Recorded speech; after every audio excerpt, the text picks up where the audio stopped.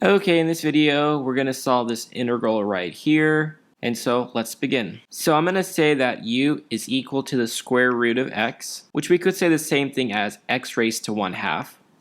Then our du is equal to 1/2 x, 1/2 minus 1 is negative 1/2 dx, which is equivalent to du 1 divided by 2 the square root of x dx. Now I want to get dx by itself, so what I'm going to do is multiply by 2 square root of x on both sides.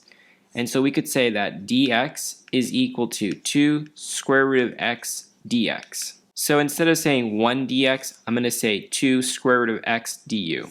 So 2 square root of x du divided by, we said the square root of x is equal to u, so 1 plus u. Now we have a square root of x. And the square root of x is the same as u, so let's swap again. So we have the integral 2u du divided by 1 plus u. We can put the 2 in the front, so we'll get 2 the integral u divided by 1 plus u du. Now we can do a little trick. So I'm still going to keep my 2, the integral. Instead of saying u, I'm going to say u plus 1, but minus 1. So it's equivalent. 1 minus 1 is still 0. So we're not doing any actual change. Divided by 1 plus u du. And so now we can split it up. We can say 2 the integral u plus 1 divided by u plus 1 du plus 2 the integral negative 1 divided by u plus 1 du. And you can think about it this way. Let's say, for example, we have 5 divided by 6.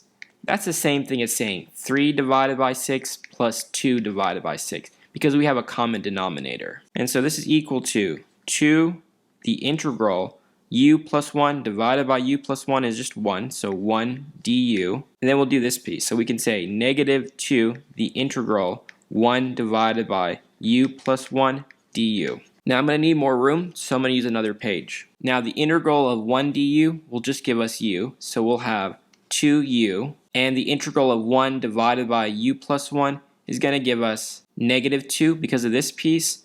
But this piece right here will give us ln, the absolute value of u plus 1, close it, plus c. Now earlier we said u is equal to the square root of x. So we need to swap that. So 2 square root of x minus 2 ln, the absolute value of the square root of x, plus 1, close it, plus c. Now we can rewrite this, and I'll explain why we can. 2 square root of x minus 2 ln, regular parentheses, square root of x plus 1, close the regular parentheses, plus c.